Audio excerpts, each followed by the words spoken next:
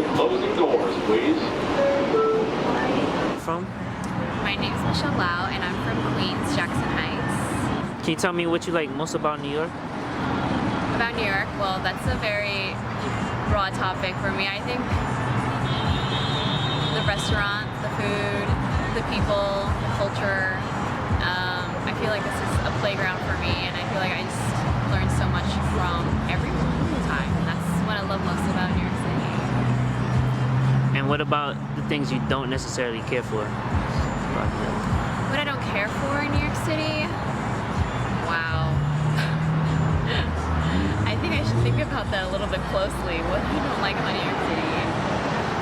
The commute, you know, on the train, when it's rush hour, it's hella crazy. I mean, you have a book bag in your way and you're just like so annoyed already, and it's just like, gosh, why are we so annoyed in the morning and nobody wants to talk and it's like dead quiet. When people are in a rush too, when people take up like the whole block, when you are like, it's just you and someone else and they take up the whole block, I guess that's a little bit annoying sometimes. You know, share the sidewalk. And I don't even know what else, but I think those are like the only things that irk me and stand out for now. Yeah, and I hate Mondays too. Have you been to any of the other boroughs? I've been to Brooklyn because I went to college in Brooklyn. I've got City Tech, New York City College of Technology, and I've been to Manhattan because that's where all my occupation has been in. Bronx. The furthest in Bronx that I've been to is Van Cortlandt Park, where I used to do track. And I passed by the Yankee Stadium a few times, or the Bronx Zoo, or the Bronx Botanical Garden. I've been there. In Queens, Long Island, I've been there, but I feel like I haven't totally been there. I feel like there's still so much to go to. I don't think I know New York City like that. And Staten Island, yes, but only for the Statue of Liberty, if that counts. I don't know. What's it like being a girl in New York City? Very interesting, I can say that. It's a very interesting question too. I mean, I guess it has its ups and downs. I feel like I contribute to one of like the greatest melting pots here as a woman, and I think being a woman also is very empowering in New York City because we get to do a lot of things. We get to travel, we get to eat, we get to drink, we get to party. I mean, sometimes we even get good deals too. That's a plus. I mean, I think it's pretty fun being a lady in New York City. I mean, we all have fun. We know how to have fun. Keep it classy. What don't you like about, I guess, being a girl? What I don't like being a woman in New York City?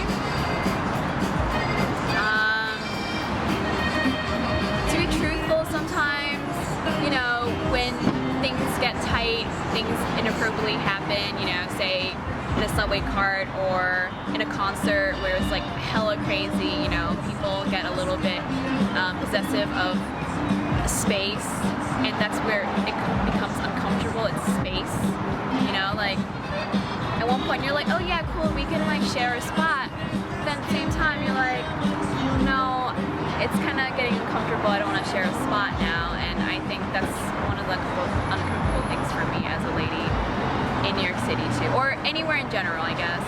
What's your perception of, I guess, the average New York City male? You could be honest as possible. Perception of? Males in New York City? Perception, of my perception, my eyes through theirs? No, well, no, more so like, I guess, how you feel about males here. Like maybe a like New York guy, your opinion. Like, yeah, your opinion on New York guys, just to be blatant. On New York guys? I feel like in this generation, I feel like we're always just hustling and bustling, you know? Like, we're always very hustling and bustling. We're always very busy. And I feel like the guys are just very focused on their careers. Not that women aren't, but I'm just saying, like, they're very focused. They're very go-getters. At times, sometimes I see that they could be a little bit more, I guess, chivalrous, if I'm saying it right. like, I mean, they're just doing their thing. I mean, you're working, you're partying, you're partying, you know, it's whatever you do. I have respect for them no matter what, and I basically just mind my own business. They mind their own business, I mind my own business, and that's it. Can you tell us about the music scene in New York and how it impacts culture? The music scene, wow. I've been to some underground music places in Brooklyn and Dumbo. I recently just saw a concert. One of my favorite singer, Miguel, he just performed in Terminal 5, and it was poppin'. Same thing as Barclays Center when Beyonce and Jay-Z came in, it was poppin' too. Same thing when I saw Alicia Keys in MSG, it was poppin' too. I mean, even if it's in like the most craziest venues or in the most underground venues, it's just so alive. But some of us know about it, some of us don't know about it, because, you know, underground is only for like select few, but I don't think so. I think we're very lucky that we get to have diversity of music as well from every culture. Like, you see, you know, anyone can roll in the car and you'll hear like maybe some Punjabi music or like reggae, you know, or reggaeton, you know. I mean, it's alive. It's alive. It's just as alive as, you know, any living organism that's not here. I think that's it. Can you tell us what you do on a daily basis? What I do on a daily basis, I do pastries. I make pastries. I cook for a living. How's it being a chef in New York? Like, is there anything you think special about it, or? There's a lot of great things when you're a chef in New York City, actually. There's events, there's a food and wine festival, you get to participate, anyone can participate, especially for volunteers too, for food enthusiasts or even students. We're coming from culinary school too. The farmers market.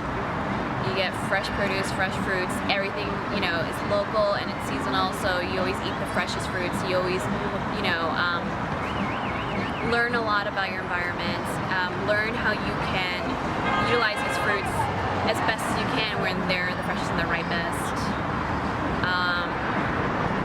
Food scene here is crazy.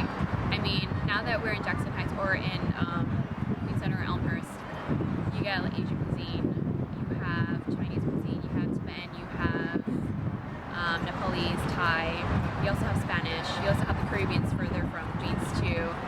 I mean, as a chef, you actually get to challenge your palate even in the home city too. You don't really have to travel as much as you think, but if you meet the right person, I feel like a home cook is someone you can really learn from, an authentic home cook.